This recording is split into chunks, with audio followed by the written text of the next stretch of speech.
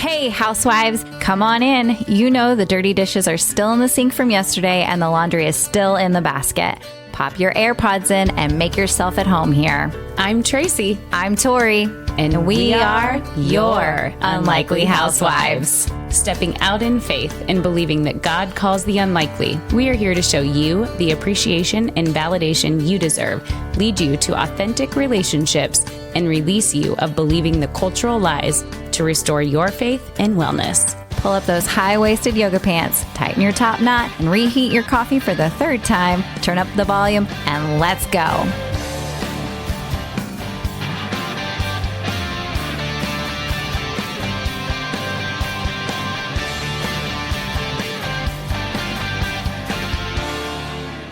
Hey, housewives. Hey, welcome back. Welcome back. We are here, and can we just remind you you're not alone to start off with? I mean, that feels like such a solid, good reminder just to tell you that from the get-go. Yeah. And we have got a great guest that Tracy's going to introduce here to give a perfect example of how and why you are not alone. So. Yes. Well, and I will say before I give the introduction, I just need to, we got to give glory to God where it needs. And I just absolutely love that your name landed in our email inbox of someone to connect with and have on our podcast.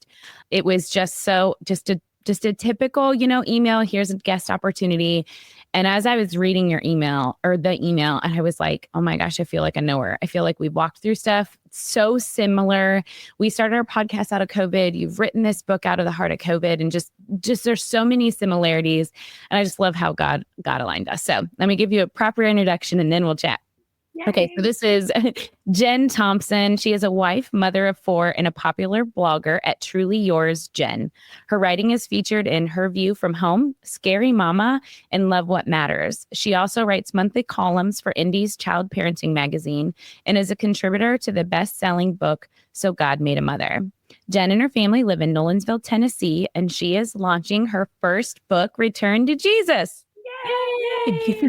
Thank you so much, and thank you for your kind words too. That really does mean a lot. I know we spoke before, and just listening to your podcast, it feels like such the perfect fit and so God ordained. So I just appreciate you saying that. Thanks for having me on. I'm excited to talk. Yes, well, welcome. And let's start with we can go all the way back. Just I guess first give us the version of you, married, children. And then we'll jump into how COVID changed all the things. Yeah, absolutely. So I am married to Patrick. We started dating when I was 17. So we're from the same small town in Indiana. And he's love of my life. He's so great. He really is my best friend. I say he's the yin to my yang. Like we balance each other out really well, which is just a huge gift from the Lord. And we have 4 children. Sophia, she's 19. She's at the University of Tennessee in Knoxville. Go Bulls. Just turned 17.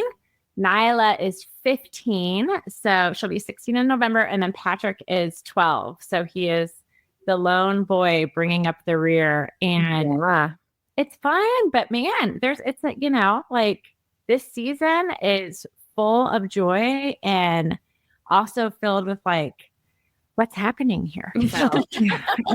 Yes. Very much so. I think that's how I feel most days is what is going on. Okay. So yes.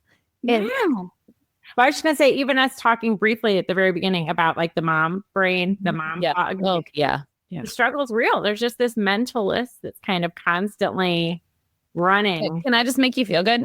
Yeah. Came to Tori's in my slippers today. Totally didn't. And I'm like, you've got to be kidding me. This is our first day getting our kids back to school after spring break. I packed my bag. I rushed out of the house and I get out of the car and it was like, really? And normally, I mean, you would never know, right? Unless you brought it up. However, we do have a doctor and a physician's assistant coming in to in studio later today. So she's looking when you make these goofy mistakes. Yes. You know what? But everybody least 10 minutes at some point or another, whether it's slip on. I remember walking into school once with my pants like inside out and backwards, my like yoga Oh, pants. yeah. Mm-hmm. Didn't even know until the end of the day. I'm like, oh my goodness. Like I went into the elementary school with my pants inside out and backwards. Okay, Never knew. where are the honest people that go, like, nudge you and go, hey, I just want to let you know your pants are in. Like, I want that person. Tell me there is spinach in my teeth. Could you please? Instead of just like, I know it's an awkward, like, hey, I know you don't know me, but there's spinach in your teeth. I just want to tell you. So you don't walk around with like smiling really big and having, like, tell me that. Yeah. So grateful. 100%. But you know what? At least you're going to be cozy all day. Like you have your slippers on and you're going to be nice and cozy. You brought a good solid piece of home with you. And let's be honest, they're my hormone doctors. They know what's going on up in here. So. Anyways, yeah, they're really not surprised. So they're like, this checks. That's exactly right. Okay. That would be a good guess. Yes, it will. So we'll pass that along when we're done. Exactly. I tune in. I'm definitely tuning in. Okay. So, just like the rest of the world, COVID totally threw us off for a loop. Yeah. And you started writing before COVID, like during COVID. When did the writing start for you? So yeah, that's a really good question. I actually started writing. I've always loved to write. Like when I was a little girl at school, and they would say, "What do you want to be when you grow up?" My answer was always an author and an artist. That's what I wanted to do. And I remember, it's kind of funny because I think of this even just being a grown up now in response to what children want to do when they grow up. Because sometimes it was like, "Oh, that's great." But I feel like a lot of times it was like, "Well, you can't really do much with like an author and an artist." And, so how do you guarantee that's an income? Like, where's the paycheck in that? Yeah. Right. That's not a very like 9-to-5 seeming sustainable career, but it's just always been there. It's always been in my heart. And I've been blogging for a really long time. But when I turned 37, I set a goal by the time I was 40, I was going to be a published writer in some capacity. And the Lord just kept putting people in front of me. It's like once I said, "Lord, I really want to do this," it was incredible. The doors that just kind of opened on their own. It was really such a gift. So then I started writing for parenting publications, and then this dream to write a book just really started to grow. But it was COVID time when everything had kind of shut down and slowed down, and all of a sudden we're all at home. I really, really just dove into my writing at that point. I started to write more for Her View from Home and started the book proposal to try to find an agent. And just in that space, I really just, the return to Jesus became my mantra in that time, I guess would be the best way to put it. I just felt like there was a lot of noise in the world that I was just trying to make sense of. Like, how do so many of us who love Jesus see the world so differently? And I just realized, I was like, I don't need to figure that out. I don't need to worry about any of that. I just need to go to the Lord and look at how Jesus lived and love like Jesus loved and offer grace and serve and be kind and just I realized it doesn't matter. Like, I don't need to worry about all of that. And so that was the start of kind of this return to Jesus mantra for me. And then when everything started up again, so we kept our kids online for a year because 3 out of our 4 had asthma and other lung issues. And we really, it was really a sweet time for us. Like, we traveled to our family home in Michigan and quite a bit. We have a family cottage there. We spent a lot of time there. We just did some really cool stuff. But then when everything started up and they went back to school, I found we went from like 100 to 0 to back to 100. Mm-hmm.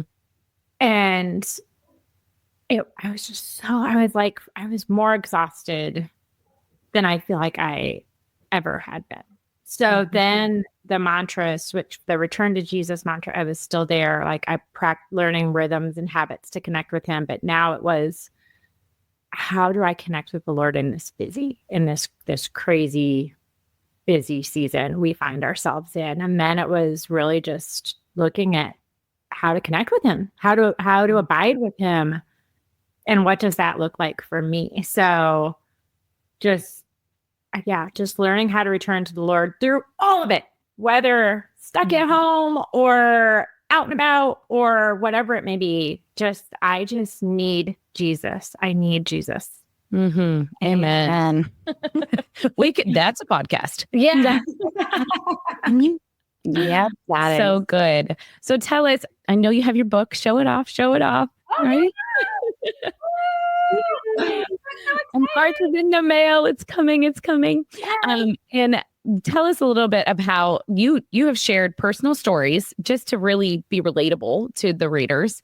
And then you've given tips on how for people to find their rhythms, correct? Yes, absolutely. So the book is titled Return to Jesus, an invitation to abide with him in every beautiful, stressful, or tedious moment, because there are lots of those, right? We can have joy and sorrow and stress and all of the things happening simultaneously. So I am very passionate about being authentic and coming into every space I enter just as I am. And so this book, there are some stories that were not easy to tell. There were some stories just of things that I had struggled, like personal struggles, mom guilt, lots of mom guilt stories in there. But the main heart of this is just in addition to sharing what the Lord has done in my life, is also recognizing that we all have unique walks. We all have different backgrounds. We have different family units. We have different personalities. And the Lord is inviting us to meet with him in unique ways, just as we have a unique relationship with him. And so a big heart behind this book is helping people to develop the rhythms and habits that work for them where they are now. And also knowing you can let go of things too. Like sometimes things have come to the point where they are good and they serve their purpose. You know, there might be this Bible study that you've done for years and you loved it, but it's just not working anymore. And it's okay you can let go of the good things too. Yeah. So I guess, just really learning how to come to the Lord and ask him, what do you have for me? And what is not mine to carry? And learning how to move into those spaces without guilt, but with like the excitement that this is what the Lord has for me right now. And that's so good. When we moved here, I remember I had the best moms group. I lived in Chicago. That's where my husband and I were, and had our kids. And, you start those groups with the early moms, right? Like all your kids are littles. And I just remember like when we moved here, I was trying to find that. And I was like, just kind of wrestling with, it's so hard to, find that next best thing. And someone told me, they're like, look at each phase as that's just what you needed in that season. Like you getting up from that table and moving allowed God to put someone else in that seat at that table that was needed. They needed that. And now there'll be another seat for you at another table. And that's where you're needed. And I think so many of us women, and especially at our age, we go through this like cycle of if we move on from one thing to the next, we have guilt and we have all this like worry of like, well, this is what I'm supposed to be doing. Not everything is permanent. Like we're supposed to grow. Our relationship with Jesus is supposed to grow and change, and he's going to develop us to the next step and the next thing. And so I love that. And I'm so excited to read your book. I can't wait to get it. Oh, sorry. No, you're good. You're good. I was just saying we just got off interviewing another guest that we're going to be having coming up, but it was something that she said that I wrote down. It's amazing how much you grow and shed. Like things have to be let go. And like you can't keep it all. Like, one of my favorite images is the Jesus with, asking the little child for the teddy bear that the kid is holding on so tight. And he's got the big, huge teddy bear behind his back. Like you don't have hands. If your hands are not empty, you can't receive anything else that God has for you. And in the business sense, we're always told good is the enemy of great because you're settling and you can't move forward if you're like, no, this is good. Well, yeah, it is good, but you're comfortable and good. And comfortable is fine. It's okay. And we're told to be content. And there's a season for that. But then there's also the season of where because God's called us to be transformed through him. So we're always continuing to grow and always continuing. And it might be a season of wait, but 9 times out of 10, it's going to be a challenging season because that's when we're the closest to him, right? Like that. Absolutely. Well, and I love that you talked about the letting go and being open to that. And even when you talked about moving too, because we moved, to where we live now about 7 years ago. And that was something I was really afraid of. I was like, we're not going to find we had such a great church community. We loved our neighbors. We loved our friends. I thought we were in our forever home. And I just remember I just was holding so tightly and feeling like there could never be anything as good on the other side. And then once it's that letting go and that release and opening the hands, it's like, oh, wait, no, my heart just grew. There are more friends and there's another wonderful church and there are other ministries. And for me, it did take a move like you were talking about to really learn more about what that letting go looks like. But it's such a good lesson for life in general. If we're not willing to go and move and change, I think, we're definitely could be missing out on wonderful gifts from the Lord that he has for us. It's not easy. It's definitely no. And exactly. And your face said it all right there. No, it is not easy. It is literally, hey, trust me, jump off this cliff. Everything will be fine. Just need you to walk into this room blindly. And you're like, I would really like more details than that. I'm not giving you anything else. If I gave you all the details, you would turn around and walk. Exactly. You like your podcast that was born from you moving. Yes, exactly. Yeah, exactly. But Tracy, and you talking about from moving, I had a fantastic church family. But it's also incredible, the things that, in hindsight, I can see where God was like, do you see why I removed you now? Do you see what I had to take you? These things were becoming idols to you. These things, did you not realize that your marriage was falling apart? Did you not you thought all of these things were just great? And I'm like, oh, thank God you moved me. I cannot. Kansas City is the best thing that ever, besides my husband. I guess I would and the children. Fine. Kansas City, husband, children. It's, no particular order. While guessing. That's so encouraging though. It really is encouraging to think that you don't know what's on the other side. But like you said, for you, it's the best gift you've ever received was there. Yeah. Okay. I know we've got to get to this because this is the season that Tracy is in. And we've talked about this. And I'm still an outsider. I'm not quite in that stage yet of the isolation that comes with teenagers. I see T twice a week. We are voice messaging throughout the week on, these little mini podcasts that we send each other because they turn into 5-minute voice messages. Yeah, exactly.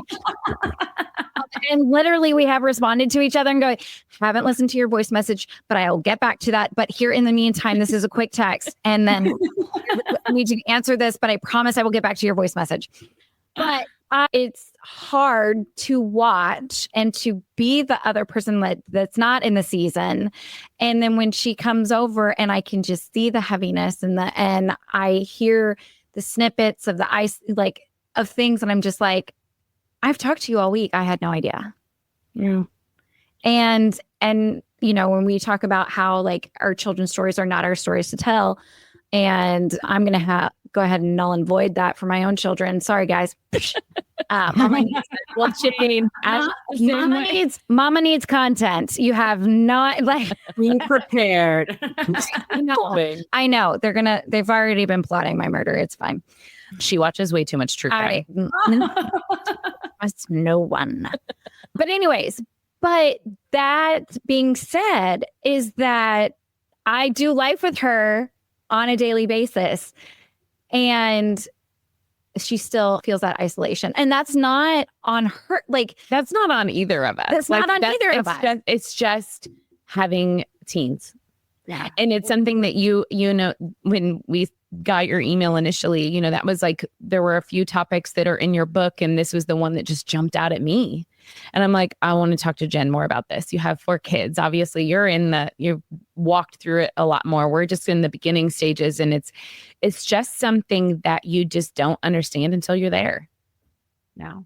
And I think it's that way with so much of really everything in life. Like you think like, oh, this is how I'm going to respond if this happens, or this is how I'm going to feel once I get to this spot. And then you get to that spot or that thing happens, and you are amazed that it's really not what you thought it was going to be at all. And I definitely feel that with the teen years. And in a lot of ways, it's better than I ever imagined. Myself as a teen, we'll just say I was the wild variety. I like that. Okay. Wait, do you have siblings or not? Yes. So I'm the oldest of 4. You're the oldest of 4. Okay. Yep. Oldest of 4. Yeah. And so, but I was more of like the slamming door teenager, the screaming teenager. So I, in my mind, kind of thought, oh, wow, this is what's coming my way. And that hasn't been my experience. That I know to this point, we haven't had the slamming doors or anything like that. Isn't it funny? Okay. Can I just say that my mom, she tells me this story of when she was misbehaving as a kid, and her mother, so my grandmother, made the comment, and she goes, I hope you have a child that is nothing like you. Like but it's so funny because you think like that was your experience. Like you thought, oh, here it comes. I'm going to relate to the slamming door. I know what I'm going to do with it. But it's almost like you're like, oh my gosh, I have no idea what is simmering in their head. Like what I mean, and I have children that are nothing like me in those aspects. And I'm like, you are so much sneakier than I was. Like, I mean, there's no context for this. This is so different than how it was. Yeah. Yes. Yeah. Absolutely. But I totally like that expectation of like, well, of course I was a teenager once. I know what it's going to be like. Yeah. No, it's not. Like we were saying, you have this vision of what you think the time is going to be like. And then you get there and it's just, in my experience, it's almost always been different than how I imagined. And so like this season is really sweet. Like I'm enjoying the kids. We're having great conversations. I'm enjoying what they're doing. And it's just fun to see our relationship develop into something deeper. But on the other hand, there's just a lot that I wasn't anticipating. And it's interesting to hear you say, how you guys, you are immersed in each other's lives. Mm-hmm. And there's still this isolation. I got together with some girlfriends this last weekend and we went out to dinner and we're together all of the time. And we were talking and one of them kind of knows one of the things that's been going on here pretty well, but the other 2 hadn't really heard. And I said, well, I've told you guys about this, right? And they were like, no, you haven't. And I realized what's going on has been going on for months. Mm-hmm. And it just really hit me because I am such a vulnerable person. I share, but it's hard with teenagers because one, I don't want people to judge my kids. I want to make sure that whatever I'm saying is landing on a really safe ear, somebody that loves them, like somebody that loves them deeply. Yeah. It's not going to gossip about them. That's not going to change their opinion about them. That's going to pray for them. That's going to come alongside me and my family. We live in a really small town. So like everybody kind of knows, like not everybody knows everybody, right? Not like, Little House on the Prairie, but still like there's this, just an awareness. And also I feel like they naturally, just by the state of the world, they don't have any of the privacy that like I grew up with. Like that doesn't exist for them. Mm-hmm. And so it's also trying to navigate that too, because I see even with that, like they are constantly we try to limit screens. We try to limit the things that they have access to. Like our oldest is in college now. She's 19. She has like pretty much anything that she wants, like social media wise. And it's just so consuming. So I feel like they already are just kind of on all of the time and on. And so I'm just very aware of that too. There are just a lot of things I was not anticipating. And it's much more joyful than I was imagining. And it's much harder. Yeah. I could totally agree with that. And I would say too, like, I feel like God has prepared me, like without even knowing, for this season, like getting closer to him. Like I did the Bible in a year last year. I'm doing it again this year, but it was the first time I'd ever read through the whole Bible. And the year before, so like 3 years ago, I was really just wrestling with social media and the job I was, doing, and this podcast, and, like going, okay, what does my landscape look like for my life? Because I'm and at that time, it was like in 3 years, I'm be full blown into the teen years, and it's like all the preparation he's done for me and how close I am to him now and what that relationship means to me has allowed me to lean into him in this hard season. And so I do think that that's like something that I can appreciate more of, and so thankful that I have that. But I think it's so funny. We did this episode and this conversation actually just kind of started. I didn't even realize it. So that's what I want to say. Like, I didn't even know I was isolating, right? Mm-hmm. Like, I don't have shame about anything. And you just said it though. It's the protection, not of just yourself, but of someone else. It's the protection of your kids' hearts and their minds and what they're going through. And I think that it's just something that you're working on. And I know my husband and I, praise God that we have been able to communicate through things, and we don't always see eye to eye, and you got to get to the other perspective, because once the other perspective opens up, then it allows you to go, okay, I need to look at that too, and have these conversations, because it's so important to have that foundation and be on the same page as you're going through these things. But again, like just conversing about this is really how it got out of like, I'm not intentionally sharing with someone that I'm so close to, but it really is just a part of being a parent of teens. It is. And it's so different because when they're little, you can kind of broadcast everything. When they're little, you go onto the mommy chat groups, or you go to MOPS, or you go onto, social media, whatever. You're texting your friends. You're like, this happened to my kid. What do I do? Or what do I do about this? And it's kind of like everything is just out there, and it's okay that it's out there, because it's kind of like, I guess, a more of a generic situation than, this is a very specific thing. Right. Like, who hasn't dropped their baby on their head? I mean, right? I mean, you message your friends going, oh my God, I just dropped the baby. Do I need to go to the emergency room? Like, yes. Or, oh my gosh, I was changing their diaper and pee got in my mouth. You do. These are all things that are like, does this, or even like the diaper? Like, hey, is it supposed to look like this? Like, is this what it's supposed to look like? Like, right. You're sending pictures of what's in the diaper. Like, I don't know. Does this? Yes. But those are. Can I stop and tell a story really quickly? Yes. Oh yeah. This is a good one.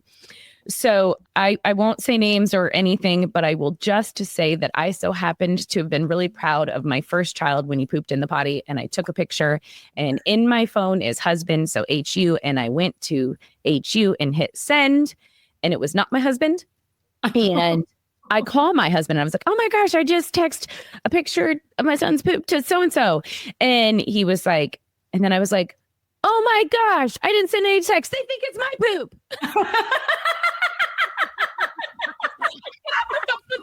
I was like, I'm so sorry. I am potty training. This is what happened.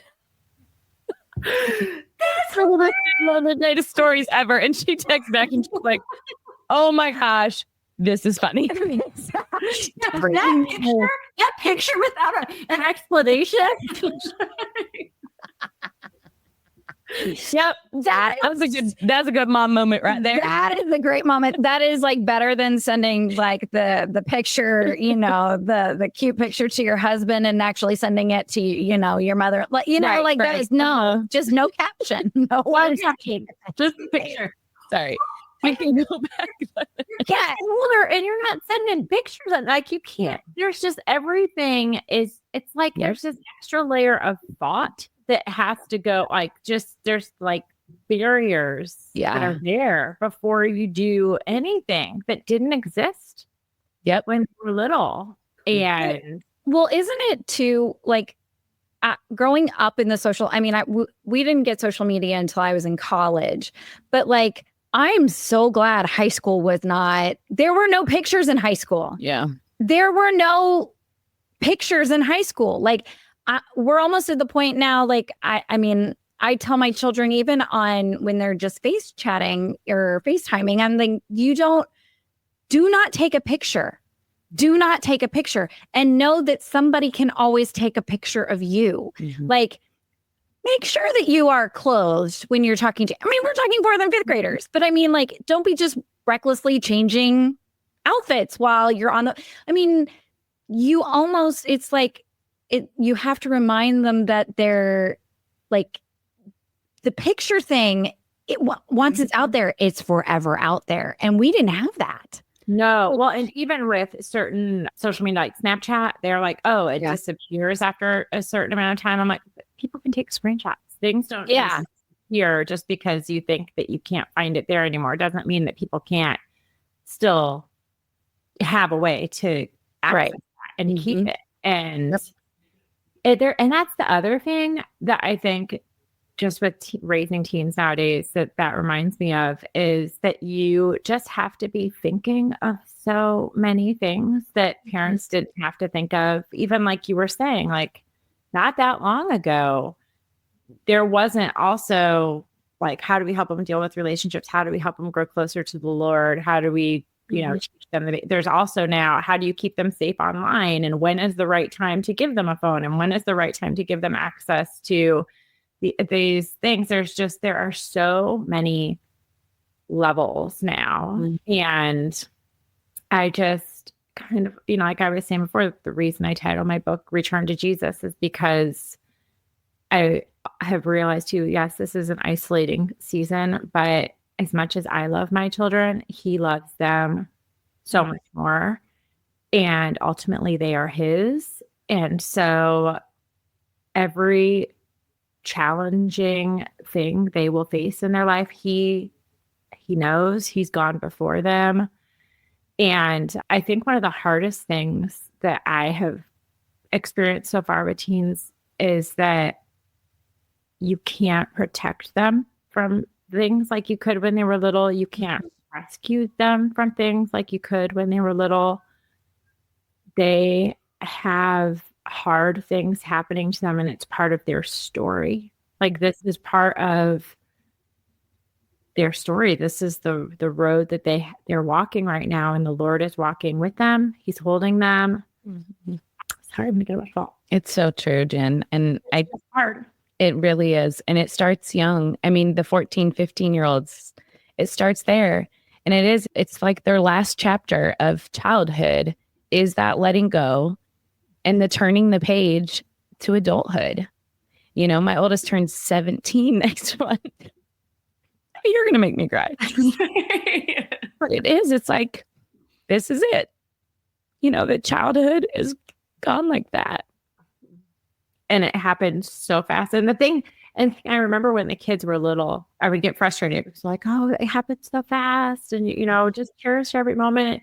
But when you're in the season where you're taking pictures of things and sending them to people and trying to keep the kids from, sticking their fingers in light sockets, and you just want to sleep, like, you're like, what do you mean this is going fast? And then, and then you're like, what the heck? Like, how is 17 years later? I mean, it's just, it is like the simultaneously slowest and fastest thing that happens. It really, really is.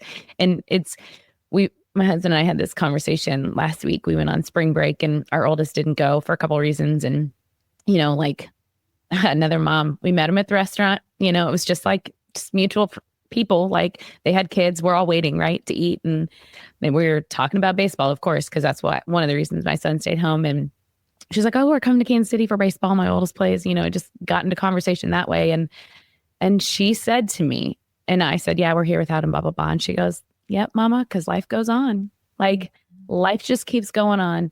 And you got to keep going because there's 3 more behind him that want the same experience and the same, like, family exists, whether you're all or a few of you. Yeah. And then life, it just keeps going. That's the truth. So we're experiencing that now. As I said, our oldest is a freshman at the University of Tennessee. She was here last week for spring break. And it's incredible how we've fallen into this rhythm now, even though it's just her first year, of her coming and going. And when she's here, it's like she's never left. And then when she's gone, we miss her. And then we fall into our new patterns and our new habits and our new rhythms. And we miss her when she's not here. But I think that's a really great way to put it. Like it goes on.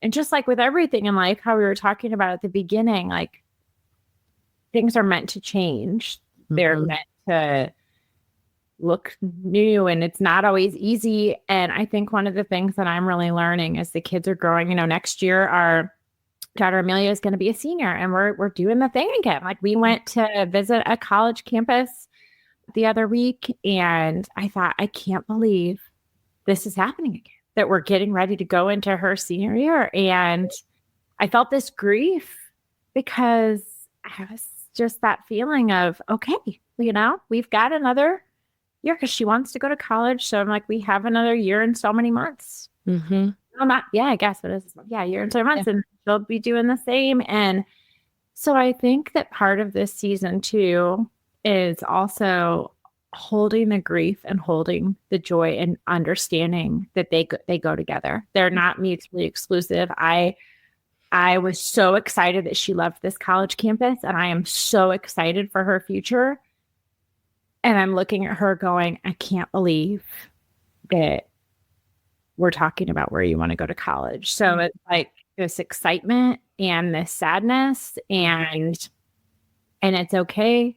It's okay to feel both of those things. And it's also really hard, Yeah.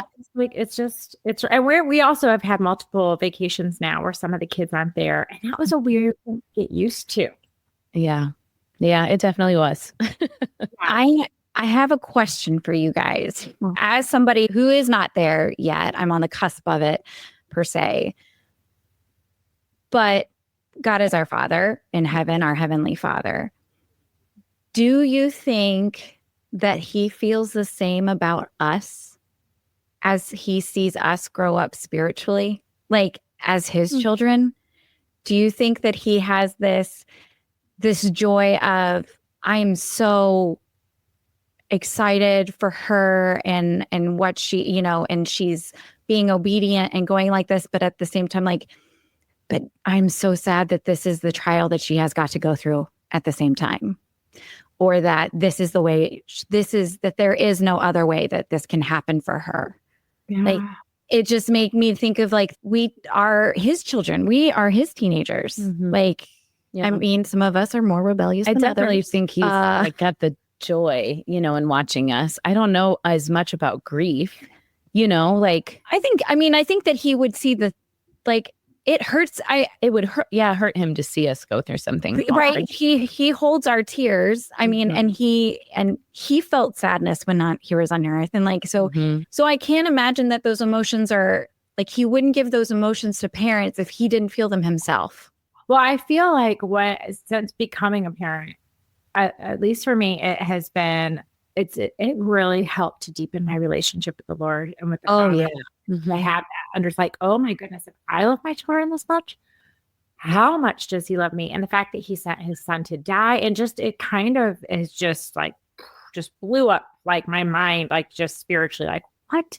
So I'm so grateful that we get to participate in creation, because I do feel like it gives us a glimpse into our Father's heart and the love, like a fraction of the love that he has for us. And so, like, I'm thinking, even as you asked that question about when Jesus was here, I mean, Jesus wept, even though he knew, like, one of my favorite verses is just Jesus wept. And even though he knew he was going to raise Lazarus from the dead, like, he knew how that story was going to end. He still cried for his friends because of the compassion he had for them. So I've never thought of that. Like, I've never thought of that, but I love thinking of that like, he's rejoicing with us and he's grieving with us. I think it makes sense, because that's how we feel about our children when we're experiencing things. So, I mean, and it's like, he knows the outcome. And that's what I try to remind myself with the kids over and over when we're facing a hard thing. In addition to, like, this is their story, I need to be with them and for them and here for them and let them know that I'm praying for them and love them. But this is the road that they're going through right now. But just to think, like, God is holding them through that, and he works everything out for his good and his glory. So even though we can't see where this is going to end, I don't know where this road is going to end, I can trust.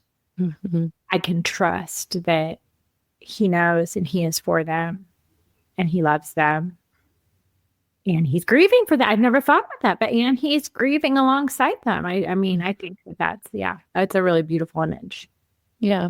Well, and I would imagine too, like, as I was like listening and processing here too, like the grieving as he watches like a prodigal, like,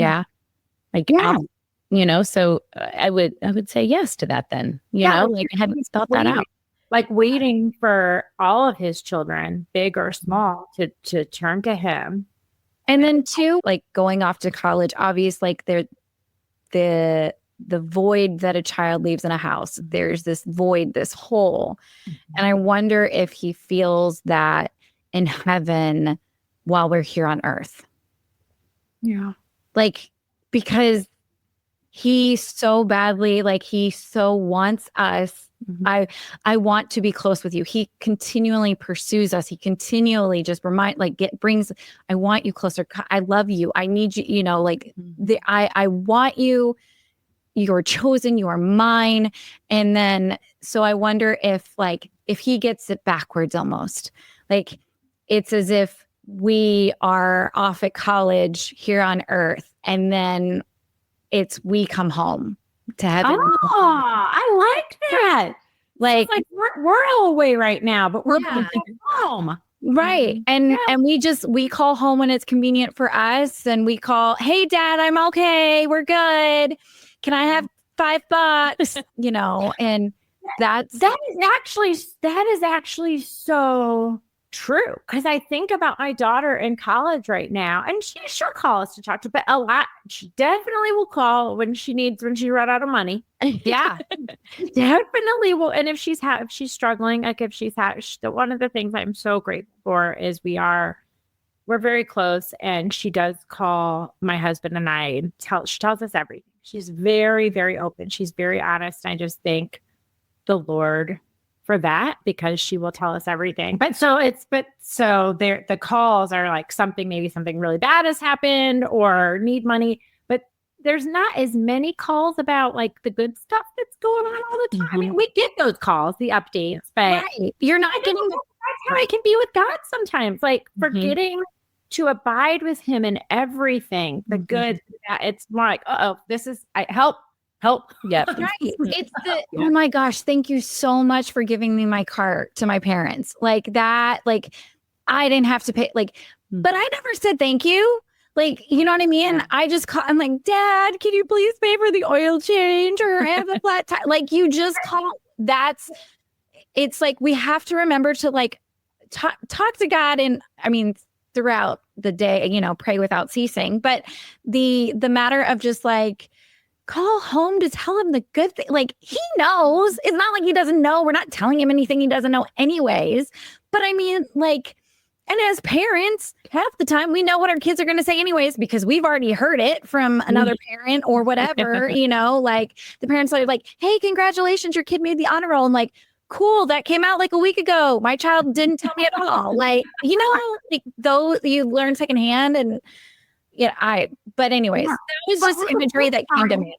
So but interesting. I was just thinking on the flip side of that too, like whenever she calls me, whatever it's for, even if it's because she needs money for gas, I am so excited. I see her number flash on my phone and I'm like, like I will drop anything if she calls me because I just want to hear her voice because I miss her. So if I think just how we're talking about how our relationship with our children being just a fraction of what our relationship with the Lord is like, if I see that excitement when if I feel that when I see her number, like how great, like how excited is the Lord when we are going to him and abiding with him and resting with him and giving everything to him. Like I can't even fathom, like I can't fathom if that's how I feel. I can't fathom, you know? Yeah. Such a beautiful imagery. Good job using your creative bubble there. We also say copyright on like the Housewives. Nobody can write a book on that. So that is my church. Like I will. You're right. Just have it right now. I was here for it. I saw it. Yeah, 4757. This is Tori's book. Got it. Trademark, copyright. And you know what, Jen? She ain't writing that till she's been a parent of teens. No. Absolutely no. And you know what? It would be an audio book first. It would be backwards. I would make an audio book and then I would have somebody transcribe it because I wouldn't write it. It's so much easier for me to talk. So there you go. And everybody loves an audiobook. So that's actually a great idea. Yeah, that's true. That's why podcasts are so popular. It is true. Because it's that like, this is part of the whole, everybody's too busy to sit down and read a book. Yes. You know, but we're going to read this one. Yes, we have. I sure appreciate that because and that was the reality. Everybody is so busy. I mean, I feel like, and I know I catch myself doing it all the time. Like a friend will be like, hey, how are you? And I just start to list off everything I'm doing or everything that's going on. Oh, I'm good. Well, I've got to do this and this and this and this. And it's like, well, I don't think that actually answers the question, how are you? But we're just, at least for me, so distracted, so busy. Just running from here to there. And it's hard not to because that's that's the world we live in right now is that. And obviously we want to participate in it, but it's just learning like what are the boundaries? What do we say yes to? What do we say no to? How do we develop the rhythms and habits? And how do we develop those with our children and our families and our teenagers too? Which is also something I'm very passionate about is trying to understand where they are and trying to develop rhythms and habits that work for them and us together and not trying to make it maybe the same as when they were 5 because they're not 5 anymore. So, singing putting in the Bible CD in the car, they're not going to want to listen to that anymore. Like, sorry, maybe other people's kids do, but mine, no. Like, no, yeah. And it's so true. Like this season has actually been really difficult to find that rhythm, having a teenager to a 10-year-old, like in just the in between, like everybody's just in different like learning seasons and relationship with the Lord seasons. And, it does look different. And I mean, man, was it easy just to drive in the minivan and put on VeggieTales and they all 4 had headphones and they'd be singing in the back together, or even before bed, just the story time and prayer time because everybody had the same bedtime. Like when that season ends, it's just felt like chaos. I mean, mama goes to bed before most of the kids go to bed now. So I'm like, I hope you're doing what you're supposed to before bed because I'm out. Yeah.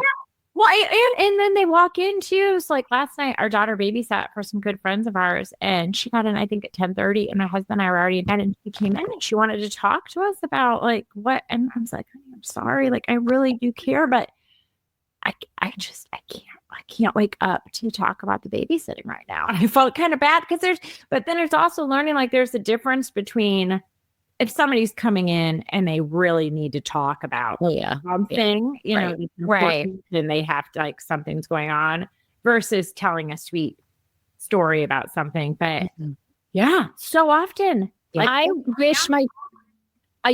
wish my children wanted to talk more between the hours of like maybe 6 to 7:30. Instead, they want to talk like as we're tucking into bed, and then they want to ask all the questions and you know, like really, what would happen if such and such? And I'm like, I love you, but I'm tired, and I'm going like, can we have this?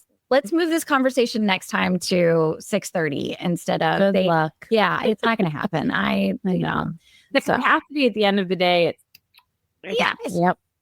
I know. I'm like, you want to see me? I'll be in my chair at 5:30 in the morning. Come find me then. It'll be great. We'll talk.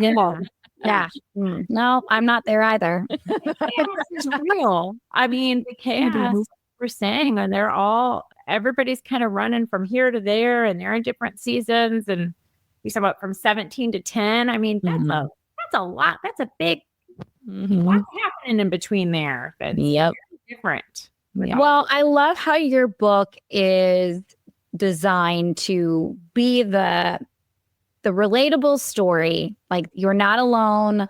Here's something that I have gone through. Here's some tidbits on, you know, like to reflect and to find your rhythm. And then if you've got 1 minute, if you've got 1 hour over the course of the day, if you can do this, like it is like we need more of those kinds of things that we can custom. Like, I mean, it really wasn't until somebody like, I always felt bad for not having my morning quiet time, you know, like everybody, you know, start your day with Jesus. I'm like, yeah, okay, I know that I should be doing that. And then that's the Christian guilt of like, I didn't sit in my Bible. But like, now I'm like, no, it's okay. Cause I talk to Jesus in the car. Like him and I have a conversation in the car. We talk about this. We talk about that. I do a lot of the talking. He does a lot of listening. But I do find that when I do more listening and less talking, he does, you know, it's more exciting. But anyways, but no, like those things that like work, like you don't have to, it can be little moments. It's just the phone call asking for $5. It's just the phone call, you know, a prayer to God going, please help me find my keys. I really am late and I just need to find my keys. And he's like, all right, here you go. Like those are, I mean, he loves those conversations too. So I love that your book is that way. Well, thank you. I appreciate you saying that. And I love that you mentioned the early morning too, because I actually talk about that in the book. That's been something that's just been a struggle for me throughout all of my faith walk. I have this burning desire to get up super early. Sometimes it works. Sometimes it doesn't work. More oftentimes than not, it hasn't worked over the years. And I would beat myself up. I would. And then I was like, wait a minute.